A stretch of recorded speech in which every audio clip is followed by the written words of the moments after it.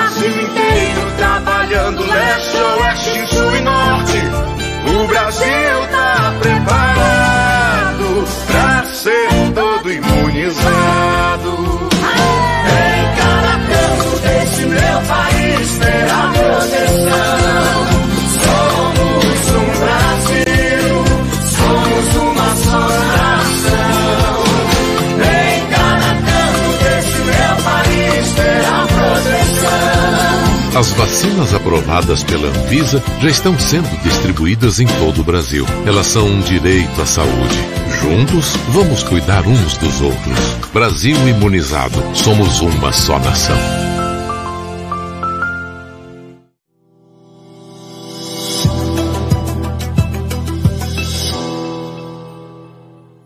Meu cabelo branqueou, mas eu fiquei mais moderno. Agora resolvo a vida pelo celular.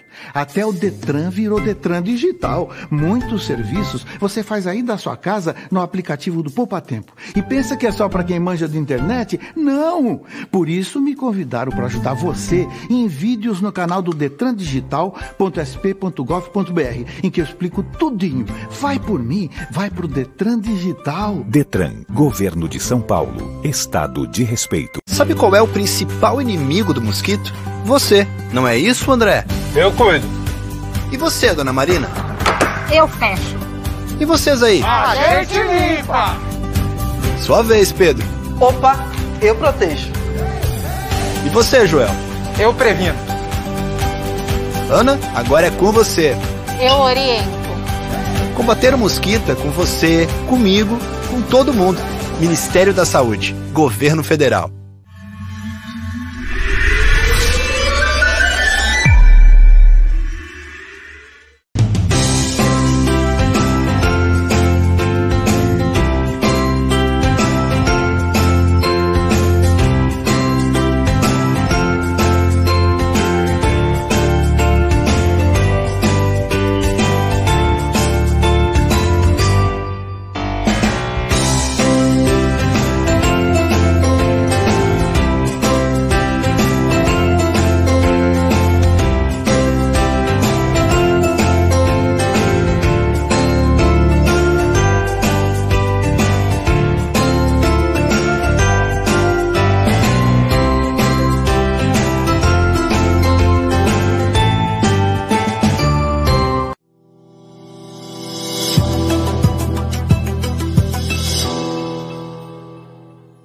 Você já conhece o nosso Disque Entrega? Aqui na Drogaria São Francisco é assim. Pediu, chegou. Entregamos em qualquer lugar em Severínia e Olímpia. Convênios com Condumax, Ikegami Supermercado, Grupo Térios e Farmácia Popular. Drogaria São Francisco. Aqui é mais barato todos os dias. Se persistirem os sintomas, o médico deverá ser consultado.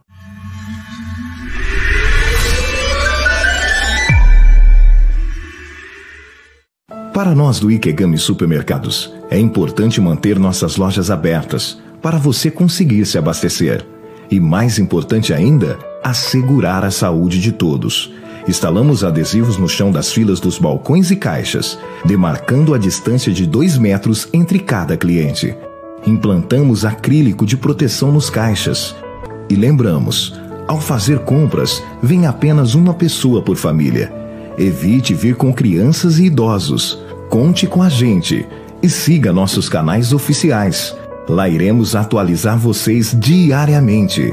Ikegami Supermercados, feito para você.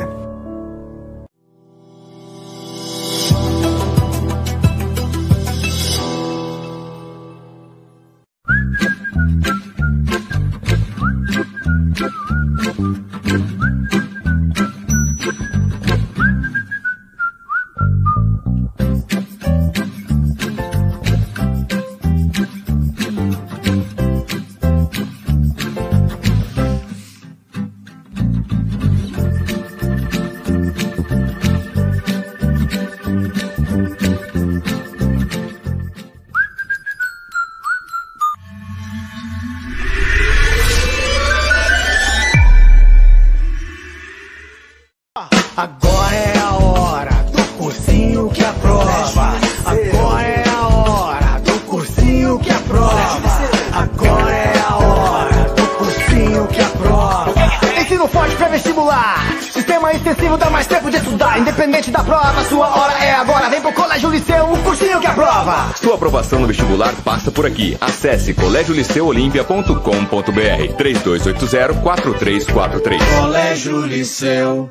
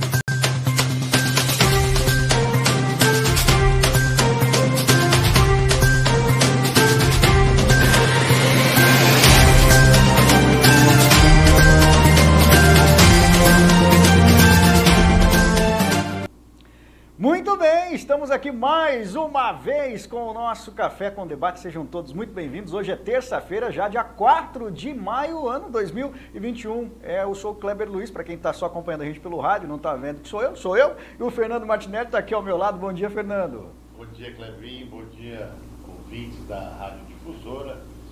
Bom dia a todos que nos acompanham pelas redes sociais. Aí, não sei o horário que você vai estar nos assistindo, né? Bom dia, boa tarde, boa noite, enfim.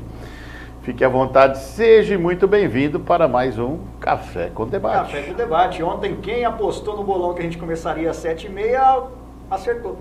A gente fez um bolão ontem do horário do programa. Vai por aproximação, que eu coloquei as seguintes opções, né? 7, 7h20, 7h30, 7h45. Então vamos por aproximação. Então o 7h45 ganhou. Já é? Deixa eu ver. 7h40. Vamos por aproximação para 7h45. Vamos ser justos. Mas agora, brincadeiras à parte, vamos começar o programa e a gente, claro, convida vocês já a participarem também. Aqui não é um debate só entre a gente, né? Só quem está aqui, mas também entre a gente e vocês que estão em casa, que estão nos acompanhando, como o Fernando disse, também pelas redes sociais. Podem deixar já os comentários aí durante o programa que a gente vai lendo. E o nosso tema de hoje, já para a gente começar, o nosso debate vai ser as eleições para 2022, porque para nós meros mortais, parece que está meio distante outubro de 2022, mas para quem está na política, na verdade, eles já estão vivendo política a todo vapor, né? O bicho tá pegando, a gente já tá né? vendo todos aqueles papagaios de pirata. Teve uma inauguração de um hospital, na verdade um início de uma obra de um hospital em Mirassol sábado, que tinha de gente. Fernando Cunha foi lá, o Geninho estava junto, agora o Geninho está visitando a região toda, né? E não é só porque está preocupado com os municípios, e sim porque já está começando a fazer as costurar para as eleições. Na verdade, o cenário político está se desenrolando, né? As eleições é o ano que vem e todo mundo já está se mexendo, né? Então o pessoal está muito preocupado com o seu, vamos dizer assim, com o seu domínio eleitoral, onde cada um atua de uma forma ou de outra, né? E não é diferente. O Geninho é um deputado federal, né? Foi um ex-prefeito aqui da cidade.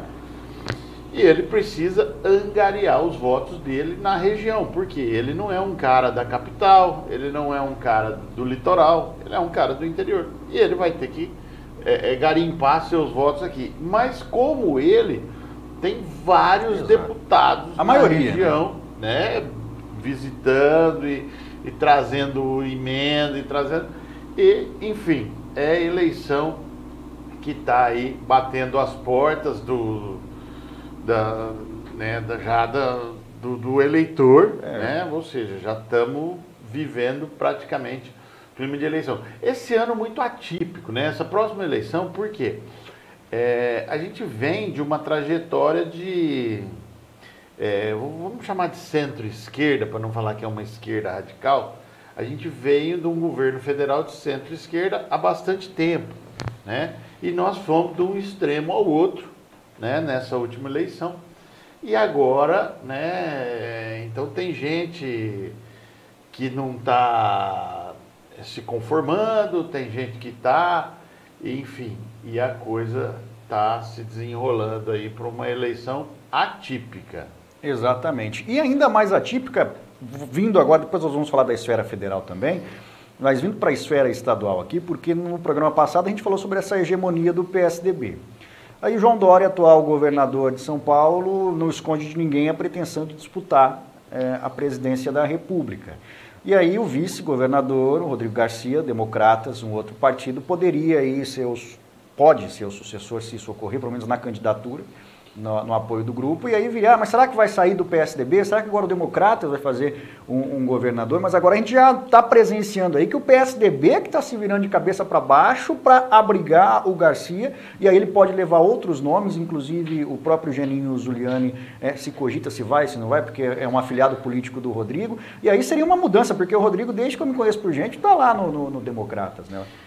E na verdade o Rodrigo hoje ele sofre uma pressão muito grande, porque os tucanos não vão querer dar a vez para ele. Ele foi vice e tal, então é melhor ele mudar de partido, e dentro do Democratas, ele queira ou não queira, ele não é o cacique também, né? O mesmo porque o Democratas tem a família lá do Antônio Carlos Magalhães, que é uma família que realmente o partido era do Antônio Carlos Magalhães. Eu não sei nem quem está na presidência. Isso ficou provado até porque na eleição agora para a presidência da Câmara, do Senado, houve toda aquela rixa lá. O Rodrigo Maia também ficou muito decepcionado com a direção nacional do partido. Então a gente tem um partido que já está também, né, um partido tradicional, mas que está abalado ali, né? E outra coisa, e é o que a gente falou lá atrás, na semana passada a gente estava falando por que os bons não se metem na política, né? E a gente falou desses 30 e poucos caciques, né? E aí é um exemplo claro, né? Clássico até. Ou seja, de repente todo o partido estava querendo ir para um racha, e aí o que acontece? Não vai para o racha. Por quê? Porque o presidente nacional ele não quer que o partido vá para aquela linha, vai para outra direção. E você falou sobre o cacique do DEM é ACM Neto, né? ACM Neto, eu não sei nem qual que é o cargo que ele está, mas a última vez que eu fui para Bahia ele era prefeito de Salvador. Ele é prefeito de Salvador. Agora... Então, mas você sabe que a família ACM manda e desmanda no estado da Bahia, né? É o curral eleitoral deles, né? E aí eles começaram a entender. O Bolsonaro também fez acordos, né, para poder ficar no cargo, porque se ele não fizesse, ele cairia como caiu o Collor, né? Tanto é que o Collor caiu e depois absolveram ele de tudo, né? Embora o STF absolver não é novidade, né? Exatamente. Os caras são bons nisso. Eles gostam disso.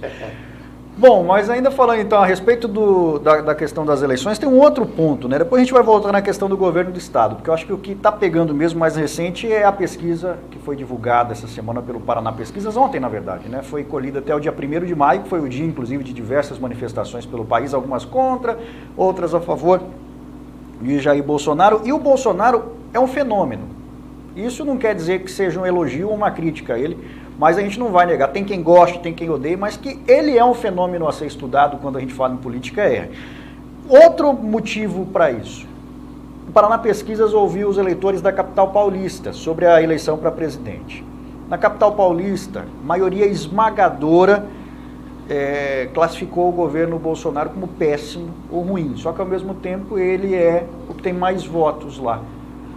Na verdade existe um antipetismo, né? Eu acho que a população, você goste ou não goste, a população mostrou o desejo dela de sair da esquerda.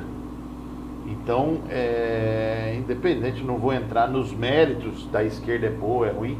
Eu tenho um posicionamento que eu acredito na alternância de poder. Eu acho que 4 anos o cara fez o que fez, limpa o trecho, e se você foi muito bom, daqui 4 anos volta que vão te reconhecer. Eu acho que é o que vai acontecer com aquele prefeito de Colatina. Gosto muito daquele cara. O Meneghelli, eu acho que ele está caminhando para governador, viu? Do Espírito Santo. Olha lá, ó que coisa fantástica. Se isso acontecer, vai começar uma mudança de baixo para cima, que é como tem que ser. Né? Eu acho exatamente. O cara fez 4 anos, não saiu para reeleição. Enfim, embora eu acho que no governo estadual ele vai ter problemas muito porque aí o sistema é muito maior. O sistema é bruto. Porque em Colatina já tentaram engolir. Colatina já tentaram, a Câmara lá, ele tinha um sério problema com a Câmara. Exatamente. Então, mas quando você não está fazendo a coisa errada, quando você...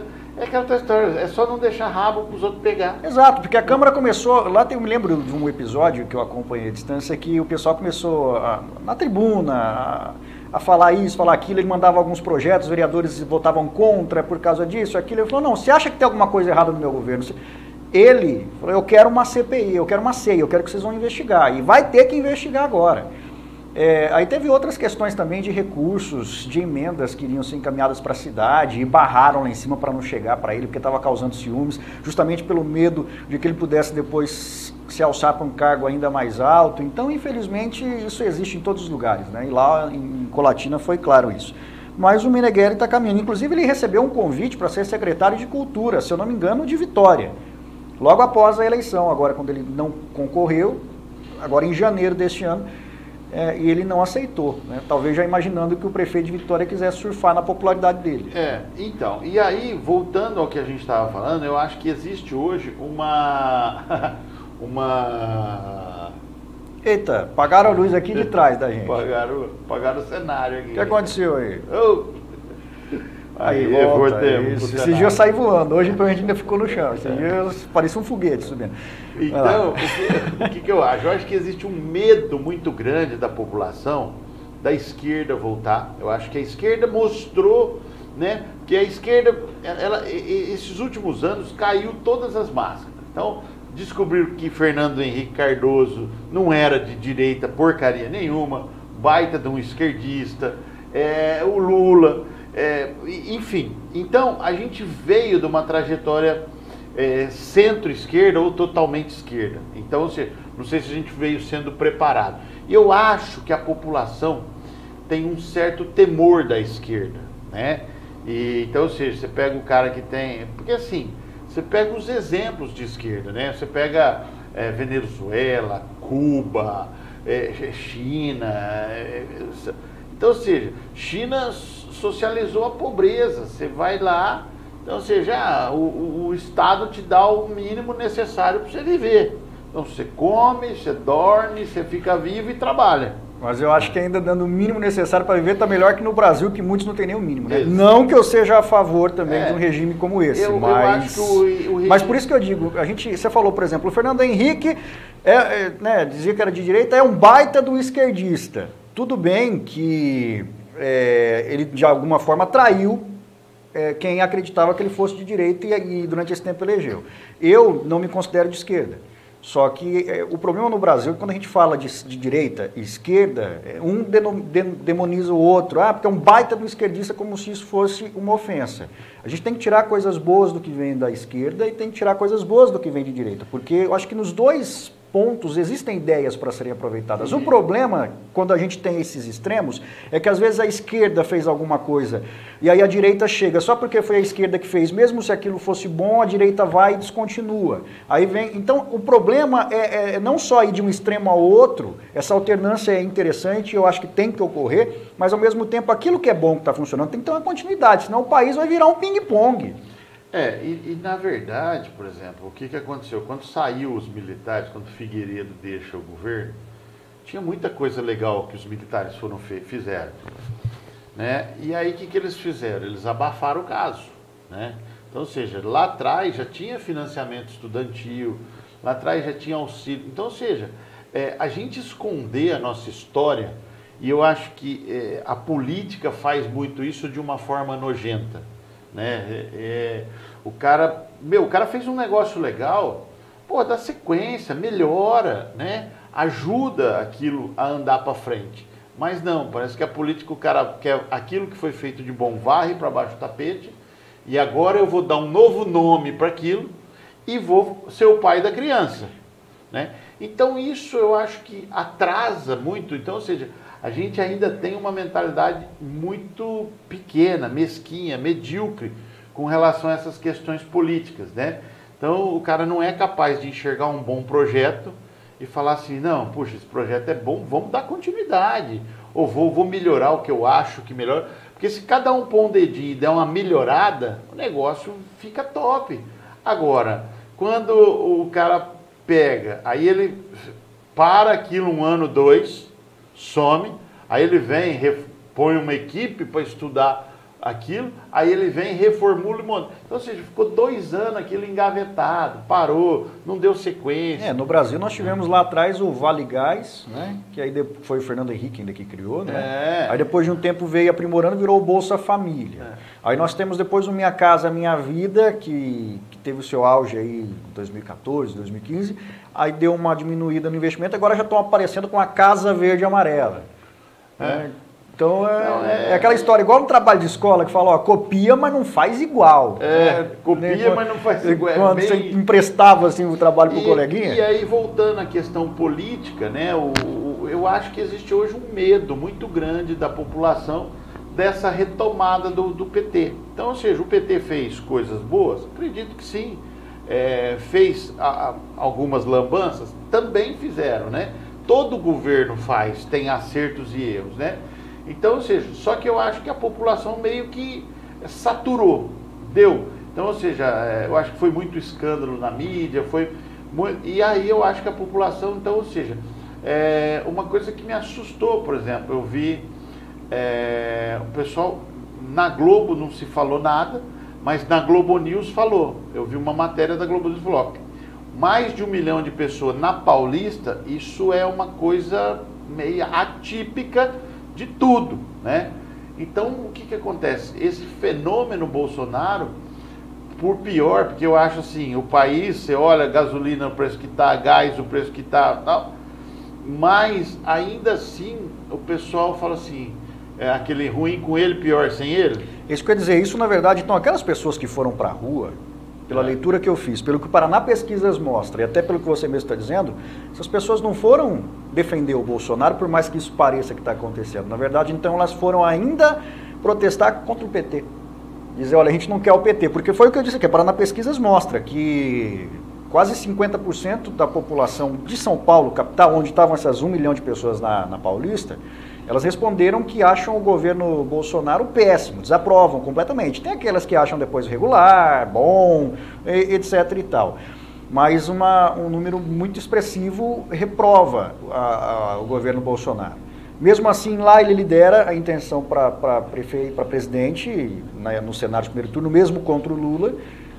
E aí essas pessoas ainda vão para a rua também. Então, talvez não seja um apoio porque, olha, eu gosto do Bolsonaro, é porque eu não gosto do PT. Talvez esse seja o recado. Eu acho que o recado é bem isso. Nós não temos uma outra liderança, tá? Bem ou mal, você goste ou não goste do Bolsonaro, se ele tivesse feito alguma lambança de desvio, então ele aparentemente ele se mostrou um governo austero e sem muita corrupção. Então, sem muita. Então você não acredita na tese de que a corrupção acabou? Eu acredito que assim, o sistema é muito grande. E em 2 anos, cara, é que nem eu falo, os caras, veja bem, eu não estou defendendo o Bolsonaro, mas eu estou sendo coerente no meu ponto de vista. Eu também não estou atacando, nós estamos debatendo, estamos perguntando, viu, gente? Eu em também 2 não tô aqui, anos, né? tudo de ruim que está no país, em 2 anos os caras atribuíram pro cara. Como é que os caras demorou 20, 30 anos para quebrar o país do jeito que está? Mas o Bolsonaro não estava lá também, de alguma forma, no sistema há esse tempo todo? Então, e aí... Será que ele não foi conivente? E eu acho que... Eu acho uma coisa interessante, eu vou te dar um outro panorama. Eu acho o seguinte, por exemplo, lembra que eu falei para você dos caciques, dos 33 e tal? Bolsonaro nunca frequentou as grandes rodas. Ele sempre foi deputadinho meia boca. Aquele deputado baixo clero, eles chamam lá, não é meia boca, é baixo clero. Eu já vi deputados falando isso. deputado de baixo clero. O que é o deputado de baixo clero? É o deputado que não tem uma ascensão muito grande, não tem. E o Bolsonaro ficou igual a coruja, esses anos tudo lá, só olhando. Olhando quem é quem joga o jogo, quem é os caras perigosos, quem é os caras que realmente manda prender e manda soltar. Então, eu acho que isso deu para ele uma cautela. Então, ou seja, ele falou, eu preciso negociar com o Centrão. Por isso, quando eu falo que a corrupção, eu acho que ela deu uma diminuída muito boa, muito grande, aí você fala em zerar a corrupção, eu vou estar sendo hipócrita. Né? Não, porque o que dizem é isso, por isso eu estou te perguntando. Porque o que estão vendendo é isso, a corrupção acabou. Eu acho que assim, ele se aliou com quem ele sabia que tinha que se aliar, porque, então, ou seja, ele pegou meio que os excluídos, né? E pegou, eu acho que os peixão grandão.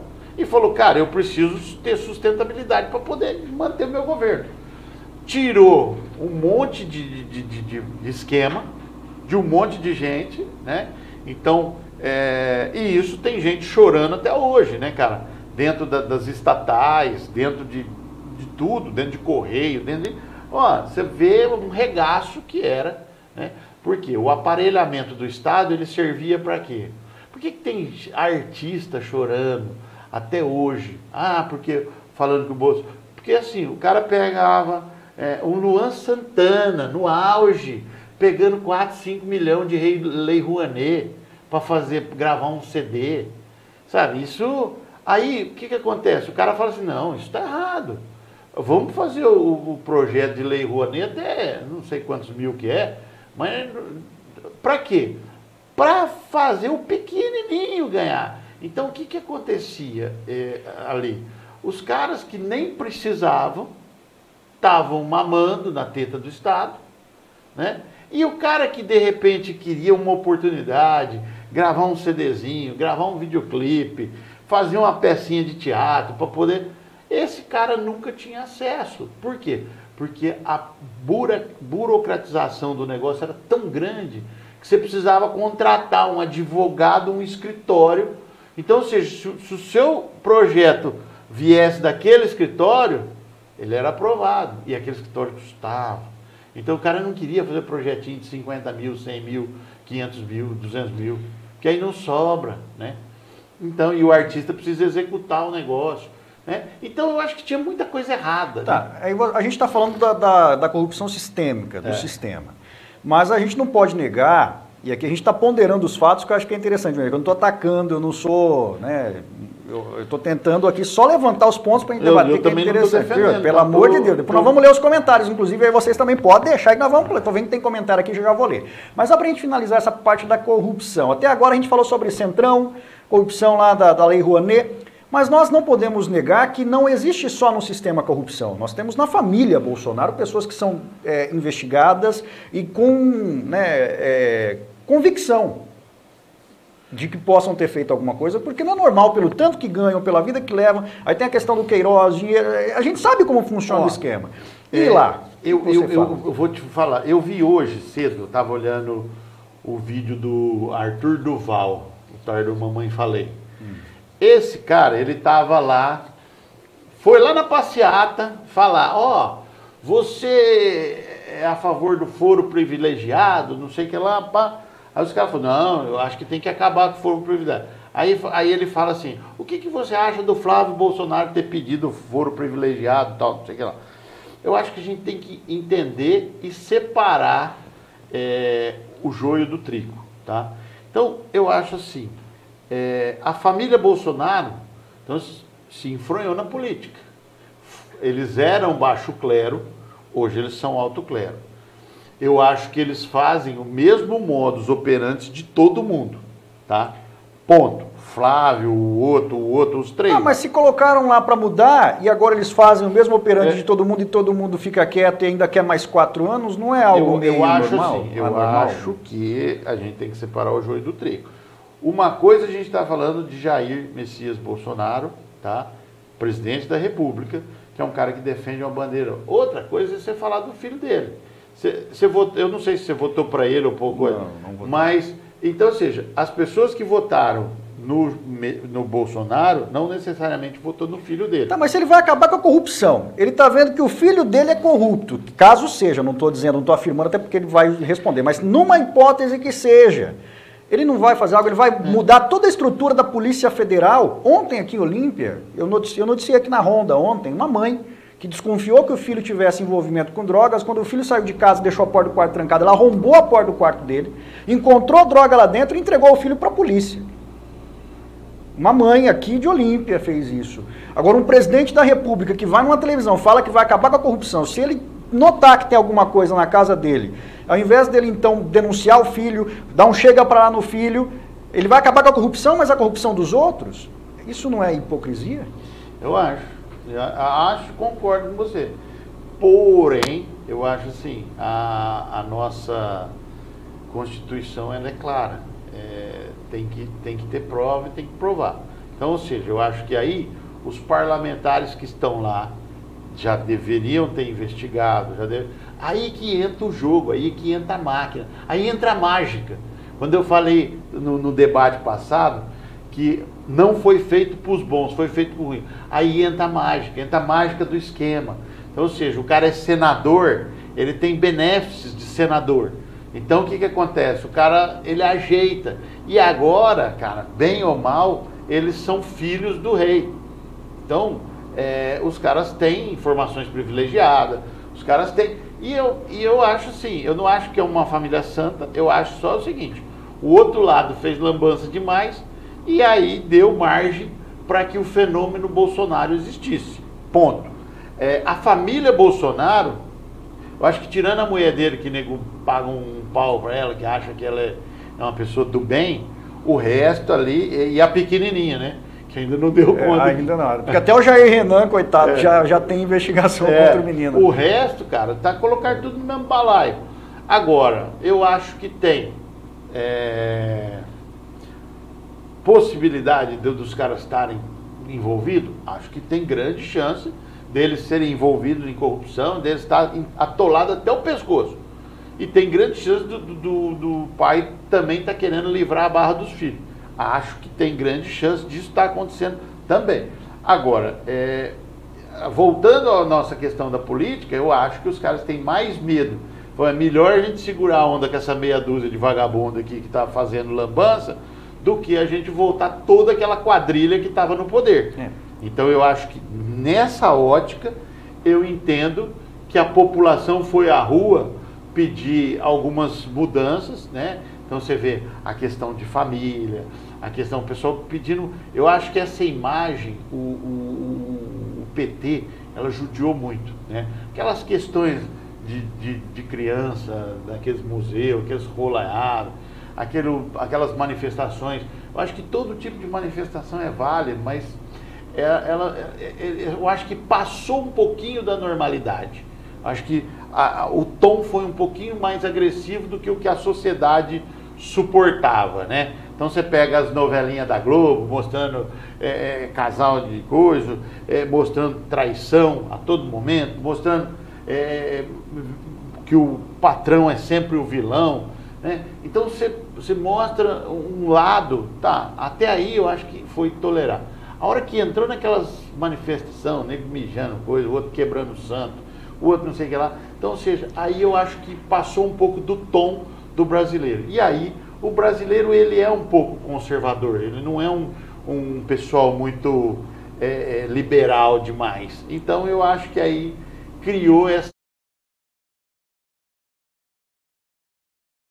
O cenário ficou e a gente sumiu. Rapaz, ninguém matou a gente não, viu? Se bem que tem um monte de gente agora que deve estar querendo que a gente desapareça, né, com esse debate, mas mas vamos continuar, nós estamos sumindo hoje. O que aconteceu? Mas tá bom. O pessoal falou que se eu emagrecesse mais um pouquinho eu ia sumir. Não, aconteceu. Você pareceu gordinho lá. Agora eu estou engordando um pouco. Bom, mas só para deixar claro, o tema de hoje a gente está falando sobre as eleições presidenciais e para governador em 2022, e a gente está chegando todo esse tema aqui para tentar entender. A gente não está aqui acusando o Bolsonaro, nem a família dele, nem atacando ninguém, mas a gente quer entender porque, apesar de tudo isso, ele ainda lidera as pesquisas, né? E não que ele liderar as pesquisas também seja algo ruim ou bom. A gente não está aqui para dar o veredito. Isso é um debate e você vai debater com a gente e chegar até a sua conclusão. Porque a gente está ponderando tudo que sai na mídia para tentar entender. Porque apesar disso, daquilo, ele ainda está na liderança. Vamos ler os comentários rapidinho? Ver se está alguém debatendo aqui, ó. Vem mandar um abraço para a galera que está... Manda aí, vai no seu, que você vê seus amigos primeiro, depois eu leio meu. Aqui mandar um abraço para meu amigo Jonas Omos, que está assistindo, falou legal, gostou do programa. Isso é importante. A Diede Tamires também está aqui mandando bom dia para a gente. Bom dia. A Silvana Lima, Maria Aparecida da Silva. Opa, acho que é minha mãe. Bom dia. Acho que é minha mãe, dona Sua Maria. mãe? É minha mãe. Aí, ó, um bom dia. Bom dia. Fred Armantias, bom dia. A Caixa está com muitas pessoas perto de uma da outra. Tira uma foto, se tiver aí na tenda, tira uma foto e manda pra gente mostrar aqui no Jornal Regional. Colocaram a tenda de novo? Sabe, tem outra tenda lá já. Esses daí... Não, mas colocaram mesmo? Eu acho que sim, tem que passar lá. Eu confesso que eu não passei lá em frente. Eu não passei também, porque eu vi um videozinho do caminhão levando aquela... Você viu? O rapaz não tinha habilitação, coitado do caminhão, pra dirigir caminhão. Você tá brincando? Não era habilitado pra caminhão. Sacanagem, hein? Não precisa nem falar disso, é uma informação assim que é quase óbvia, né? Mas tudo bem. Rapaz. Nair Carvalho, que bom que temos agora uma rádio com uma página que discute política na nossa cidade. Eu acho que a população deveria entender mais e discutir sobre política. Afinal, tudo que é feito por político influencia na vida de todos nós. Isso Exatamente. É muito importante. Eu acho que a ideia do programa quando foi exatamente isso. Sabe, porque a gente não fala de política e aí a gente vê alguns descapacitados e totalmente descontrolados e descompensados assumindo o cargo público e gerindo a nossa cidade. Então, você fala assim, puxa vida, né? E aí você fala, quem que elegeu esse cidadão? E muitas vezes as pessoas que elegeram esse tipo de pessoa, elas nem sabem como aquilo aconteceu. Então, ou seja, por exemplo, pessoas que não votou naquele traste lá, colocou aquilo lá dentro de uma Câmara Municipal, de uma Prefeitura, de uma Câmara Legislativa, colocou aquilo por quê? Porque existe uma regra. Por isso que eu falei no debate da semana passada, as regras do jogo não são feitas para os bons, elas são feitas para os malandros, né? Então aí o que acontece? O cara é eleito, então você votou num tiririca da vida, que foi um fenômeno, mas aí você elegeu quem de verdade, de fato? Atrás do tiririca, quem que veio? Não, eu não lembro o nome do cara, mas é um... teve um lá que inclusive teve até no mensalão o escândalo desse rapaz. Mas esse daí ainda é a forma quando a pessoa vota não tão consciente, mas ainda, né, é uma coisa ali, né, houve o dolo, vamos dizer assim. O problema é aquela pessoa que não sabe em quem votar. Muitas pessoas já me disseram que agem desse jeito, não sabem quem votar para deputado, para vereador. A hora que chega na escola, primeiro santinho que elas pegam no chão, elas tiram, eu vou votar nesse. Infelizmente tem gente que faz isso. Você acha, inclusive, chegando nessa seara, vamos abrir um parênteses aqui no debate, em relação à obrigatoriedade do voto. Porque isso daí não seria até um reflexo do voto obrigatório, porque a pessoa vai lá só para cumprir uma obrigação, não está nem aí e vota em qualquer um? Eu ouvi muito tempo a gente falar que o brasileiro não tinha, se não criasse a obrigatoriedade, o brasileiro não votaria. Eu acho que isso é um discurso meio radical esquerda, tá? Eu acho o seguinte, as pessoas elas têm que começar a entender a política, elas têm que começar a participar da política, né? E começar a ter vontade. Porque o que acontece? Se eu tenho um cara bom, vamos imaginar que meu vizinho é candidato, e eu gosto muito, é um cara ativo, um cara bacana na sociedade, um cara que eu acredito que vai fazer alguma coisa. O que acontece? Eu vou trabalhar para o meu vizinho, vou ajudá-lo dentro das minhas possibilidades e no dia da eleição vou com o maior prazer depositar meu voto lá. Agora, o que acontece hoje? Os caras fazem essa obrigatoriedade, por quê? Porque aí existe o voto de cabresto, aí existe o voto pago, então você vai lá, cinquentinha antes e cinquentinha depois, né?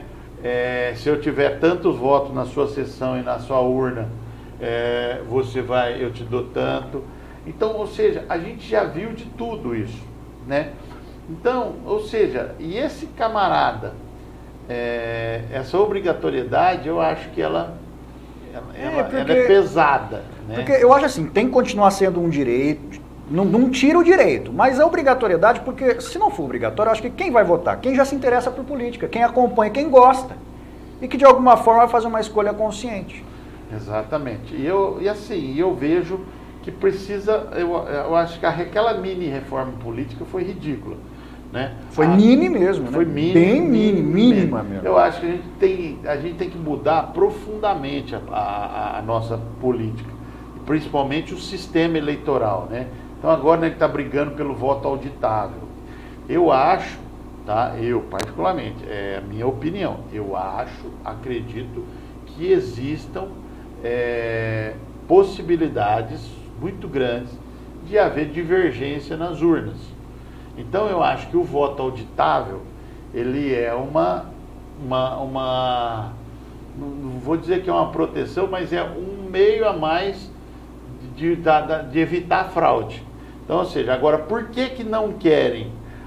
Porque gasta-se tanto dinheiro com outras coisas, vai custar uma grana muito cara colocar uma impressorinha do lado de cada centro de votação.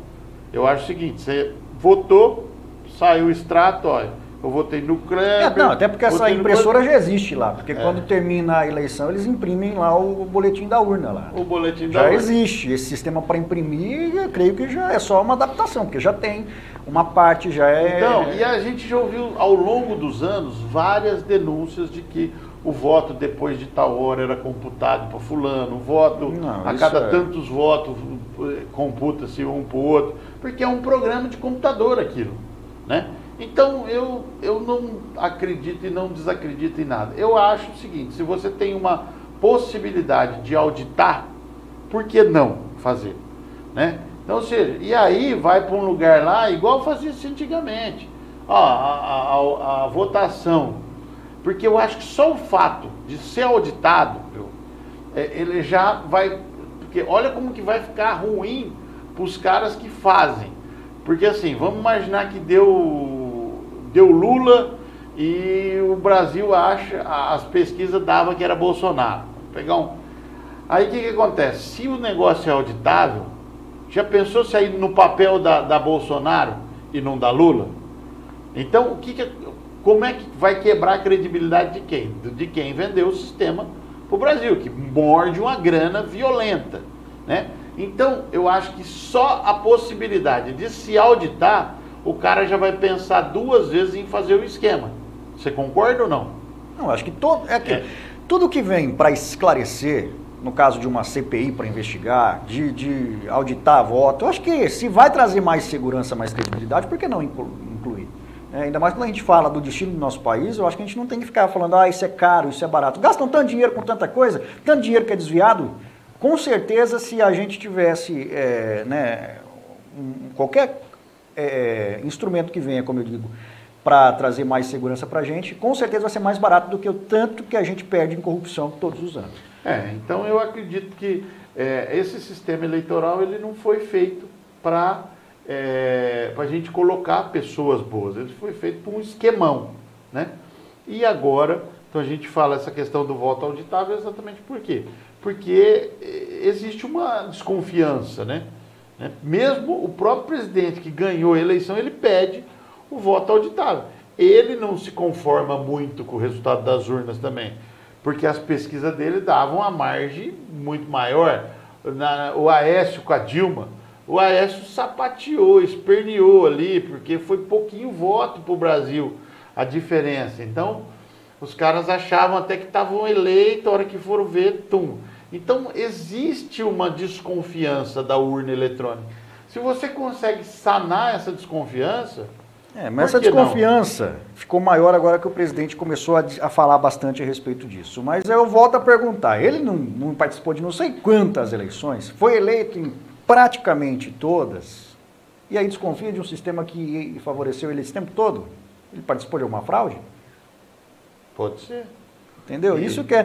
Agora vamos ler rapidinho mais comentários aqui. Ó, o Orlando Costa está aqui participando. Valeu, Orlando. Ó, Bolsonaro tem 30% dos eleitores. Isso é nicho, não tem importância política nenhuma.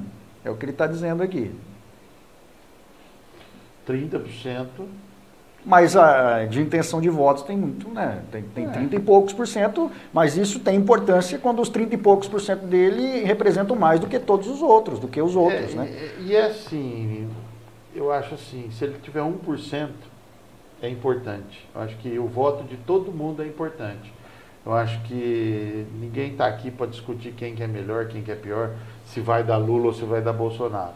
A gente está falando eu acho que toda opinião é importante para nós também. Inclusive a do Orlando, que fala que 30% dos votos não é importante. Eu acho que é importante mesmo porque se ele se aliar com outros e outros se aliarem com ele sobe e cresce. Então eu acho que o sistema eleitoral é importante, né? E cada voto de cada brasileiro é importante. Eu acho que a gente não pode desprezar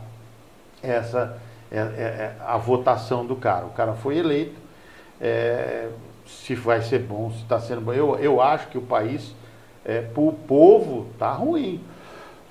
Agora, não dá para você atribuir toda a desgraça do mundo em 2 anos de governo do cara. Eu acho que tem herança. Mas vamos agora. Olha eu fazendo advogado do tinhoso aqui. Vai lá. Capiroto. Vai. Gente, eu não sou petista, não sou esquerdista. Não, também se fosse não seria problema algum. Mas não sou não, viu, gente? Quem me conhece sabe que eu tenho outra ideologia política e, enfim.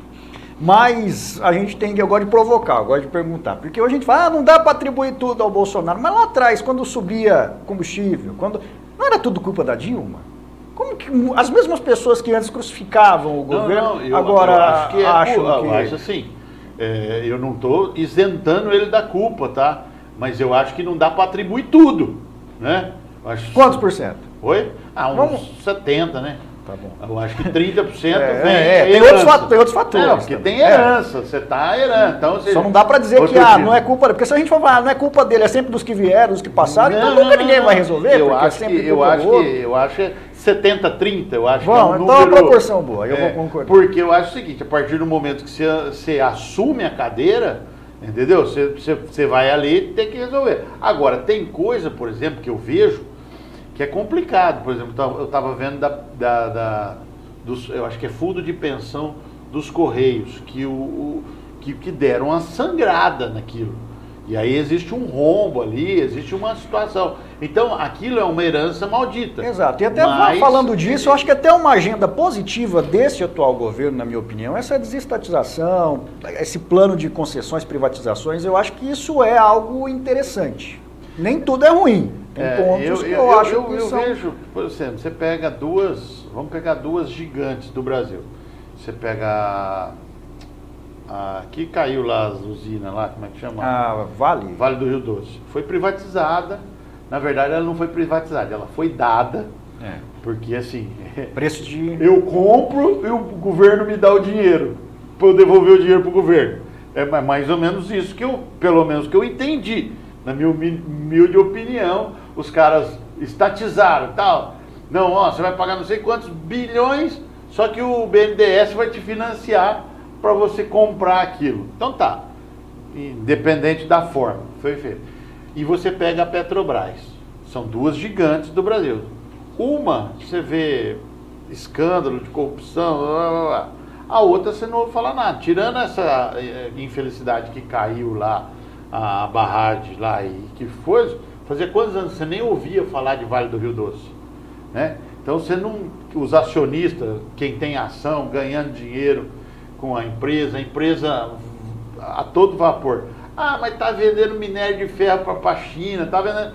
Cara, aí é uma outra política, se a gente vai ter uma política nacionalista, se a gente vai fazer, é outra história.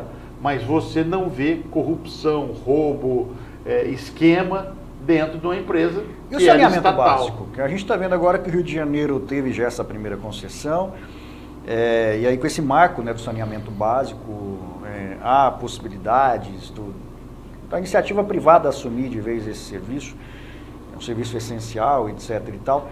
O que você pensa a respeito disso? Eu vejo isso com muita cautela. Exato, porque eu acho que tem alguns pontos que o Estado tem que estar presente. Não, e hoje eu vou pegar a Olímpia.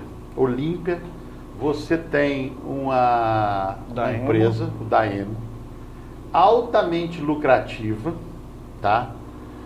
E aí você vai privatizar um serviço, né? Embora eu acho que Olímpia já vem sofrendo, porque a água aqui, antigamente você pegava a água da Sabesp, você ia no município que era Sabesp e era municipalizado, dava uma diferença mais que o dobro. Hoje, por exemplo, a tarifa de água de Olímpia se iguala à tarifa de água da Sabesp. Elas são muito parecidas, são muito próximas, né? Então eu acho que já teve um encarecimento para a população. E a qualidade do serviço também ultimamente tem deixado a desejar. Tanto a qualidade da água, que muita gente reclama que às vezes sai água barrenta da torneira, muitas vezes falta água sem justificativa. Nós tivemos o fim de ano, que agora tem alguns poços aí que eles furaram, mas chegou a faltar água. Você mesmo teve que tomar água, banho em Severina. Pode contar pro povo aqui. Você foi em Severina tomar banho. Aqui nesse bairro aqui, o Vivo Olímpia, chegou a ser crítica a situação. Todo fim de semana, quando tinha feriado prolongado, e aí era até irônico, né? Porque Olímpia é conhecida mundialmente, vamos dizer, porque tem outros países que o pessoal vem para cá por conta das águas, a população não tinha água. Então, mas aí quando você pega aí eu vejo com preocupação, por quê? Porque, por exemplo, aqui em Olímpia, a gente sabe que estão preparando para fazer essa transição e privatizar. Então, você vai pegar um negócio que dá renda para o município, você vai privatizar, e aí que eu falo para você que é perigoso. Porque uma coisa é você privatizar um serviço, vamos lá, um aeroporto.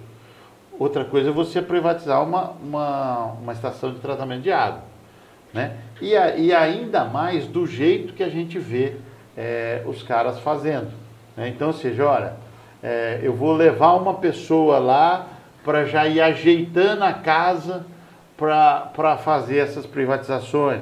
Então, ou seja, então você vê que existe aí dentro disso, né, em várias cidades, a gente vê isso acontecendo, inclusive na nossa, que existe já uma movimentação, no mínimo estranha. Ou seja, não, põe esse fulano aqui, tal, que não sei o que lá, não, esse aqui, se você pôr, ele vai se queimar, porque esse vai ser político, esse não vai, entendeu? Então você já vê umas pessoas já fazendo esse tipo de movimentação. Então eu acho isso muito temerário. Por quê? Porque aí você está assaltando a máquina pública, ou seja, o que é bom, né, não está dando certo. Por que não privatiza um museu? Vai lá e privatiza o museu, para o cara virar um curador do museu, ele pode cobrar a entrada do museu, entendeu? Ou seja, privatiza-se o que dá dinheiro, né? E aí é bom, né, cara? Você vai pegar um negócio que já... E todo mundo é obrigado a comprar, só tem um fornecedor, existe um monopólio. Por isso que eu estava dizendo, né? o que é monopolizado, acho que deveria ficar com... Eu acho que o Estado deveria cuidar do saneamento básico, deveria cuidar da educação, da saúde. Exato. E acabou. E segurança pública, né? E segurança pública também, que tem que ser do Estado. O restante acabou, já era. Eu acho que são não vira cabide de emprego. O Estado não dá conta nem disso que a gente falou que é o básico. Imagina o restante. Exatamente. Então, ou seja, eu acho que... Que nem Correios. A gente tem aí muita gente reclamando de demora de entrega, de encomenda. Só boleto que eles entregam na hora. Nada, vem atrasado. O seu já veio? Não, lá em casa. Vários boletos. Até boleto chega atrasado? Não, por exemplo, cartão de crédito, todo mês eu tenho que puxar a fatura antes, porque ela chega sempre depois da data do vencimento. Então, ou seja, e é uma empresa que já foi uma gigante, hoje... Tem muitos concorrentes. Hoje acabou, cara, acabou o monopólio. Então, ou seja, o próprio Mercado Livre agora está criando a frota para fazer entrega. E está muito eficiente, muito... Rápido. Então, eles colocam... Até pelo Código do Consumidor, você tem que dar um prazo maior do que você acha que você vai conseguir cumprir, para se tiver algum imprevisto não ter problema, né? Mas às vezes você compra alguma coisa, dentro de 5 dias entrega. Já aconteceu de eu fazer uma compra no sábado, estava lá que entregaria até quinta, na segunda-feira chegou. Eu falei, poxa, então isso é muito legal. E funciona. Funciona. E é privado. Então não é tão ruim. Eu acho que a privatização não é tão ruim. Vamos terminar então já? Vamos. Eu acho assim que o assunto rende, né? Vamos guardar um pouquinho para a semana que vem. E se você quiser vir aqui ao programa, participar, a gente tem o nosso distanciamento, dá mais de 1,5 metro, né? Então não tem problema. Você faça a sua inscrição, entra em contato aí. E se quiser também a gente faz por Skype também, não tem problema. Mas tem medo de vir aqui. Não, tem Skype aí, fala com a gente coloca você aqui no telão. Ó, esse telão aqui é para isso, é para colocar o pessoal por Skype aqui para debater com a gente. Isso, então, ou seja, se você quiser falar, enfim, e a gente tem vários assuntos, o programa é isso, ouvir ideias, ouvir o que cada um pensa, né? E o Cacá hoje não pôde estar com a gente, mas ele vai estar semana que vem. O Cacá estava... Hoje ele faltou. Tá? Já está com ponto negativo no bimestre já. Então, você pode vir aí, é nosso convidado, a gente não tem preconceito nenhum, a gente quer ouvir, inclusive a opinião contrárias à nossa, não tem problema Até porque aí fica mais legal o debate. Fica mais acalorado. Porque assim, a ideia não é brigar com ninguém, tá? A ideia é só mostrar. Então, por exemplo, eu acredito no verde, você acredita no azul. Então acabou. Você está errado? Não, nem eu. Então... Mas a sua ideia prevalece e a minha também. Você já viu aquela figura das redes sociais, né? Tem um cara de um lado, outro do outro, aí um olha no chão e fala é o 9, o outro fala é o 6. Às vezes é o ponto de vista. Falando em ponto de vista e política, só uma notícia, né? Já desde ontem circulando nas redes sociais, mas o pessoal talvez ainda não tenha visto. Bruno Covas está entubado, né? Você viu que situação? Apresentou um sangramento, um problema agora na questão do estômago mesmo, e aí precisou ser entubado. Ontem já tinha se licenciado, inclusive, do cargo de prefeito de São Paulo no domingo. Então agora é o vice quem assumiu lá na capital paulista. É um movimento que talvez mude alguma coisa na eleição? Então, cara... Porque ele é um aliado do Dória, nome forte do PSDB também. O Bruno já vem lutando com esse câncer faz tempo, né, cara? É uma doença triste, né? Mas, enfim... no cenário político, cara, o que acontece? Porque ele vai estar internado, está em tratamento, e como a gente falou, já está começando agora, né? Então até ele se restabelecer, se Deus quiser vai restabelecer e voltar para o cenário político, será que... Porque agora é um outro... o vice lá é do MDB. Na prática, hoje o MDB é que está comandando a maior cidade do país. Do país, né? O terceiro maior orçamento da União, do país, União, né? Da federação. A cidade de São Paulo é o terceiro maior orçamento. É Brasil, São Paulo, Estado e a cidade de São Paulo. Por isso que é tão disputada. Né? Por isso que é tão disputada, exatamente. Porque em termos de orçamento... o que eu vejo? Eu acho assim, o legado Covas... é muito grande. O nome Bruno Covas é muito forte. O Mário Covas deixou um legado. Tanto é que o Bruno veio na rasteira. Então você pega, por exemplo, aqui no interior, o pessoal não é pessoal do Bruno Covas. Na verdade, o pessoal que trabalhou para o Bruno Covas é o pessoal que era das antigas, do Mário Covas. Né? Então, ou seja, a família... É o que eu falo para vocês. Existe como se fossem as castas, né? Antigamente falava. Ou seja, ali existe um legado ali da família Covas, né? Em São Paulo, são muito fortes e tal. E o Bruno é o cara que foi para a política, né? Porque tem os outros pessoal que não quis se envolver. Mas o Bruno foi. Teve um outro que tentou uma candidatura para outro partido, né? Acho que é o Mário Covas Neto, é isso? Não lembro. Agora teve alguma coisa, mas acho que não conseguiu. Mas eu sei que porque eu andei conversando com algumas pessoas do PSDB e a gente via que o Bruno tinha herdado esse legado do Mário Covas. E agora, como é que fica? Então, ou seja, existe muita gente lá dentro da prefeitura, né, que esse eu acho que é o grande problema, o que acontece? É os cabidão de emprego. Então, ou seja, um prefeito desse acomoda um monte de gente. Agora, só para a gente, né, vamos torcer pela recuperação do Bruno Covas, como eu disse, que volte logo, mas atualmente, enquanto ele está licenciado, está internado, é o Ricardo Nunes, quem é o prefeito de São Paulo em exercício, que é o vice do Bruno Covas, ele é do MDB. Aí eu estava dando uma olhada quem é o Ricardo Nunes, porque eu não conheço. Olha isso aqui, quando a gente fala de política, acho que para fechar o programa, um exemplo mais claro que esse não existe. Aqui está dizendo o seguinte, saiba quem é Ricardo Nunes. Eu vou ler o que está escrito aqui, num resumo da biografia dele. Filiado ao MDB, Nunes foi vereador por 2 mandatos e é ligado à Associação de Empresários da Zona Sul de São Paulo e à Igreja Católica. Agora vem o que eu queria que vocês prestassem atenção. Ele compôs as bases petista e tucana na Câmara. Como que você acende uma vela para Deus e outra para o diabo? Mas tá vendo como que... Eu acho que o PSDB... Que todo mundo acha que é um extremo quando a gente fala, né? O PT e o PSDB estão para o lado de esquerdo. Né? Não adianta. O PSDB tentou se travestir de direita, porque na verdade, só para finalizar, na verdade o que acontecia? O PSDB falava que era de direita, o PT falava que era de esquerda, e atrás da porta eles estavam juntos. Você entendeu? Então eles estavam tudo no mesmo balaio, tudo na mesma negociata.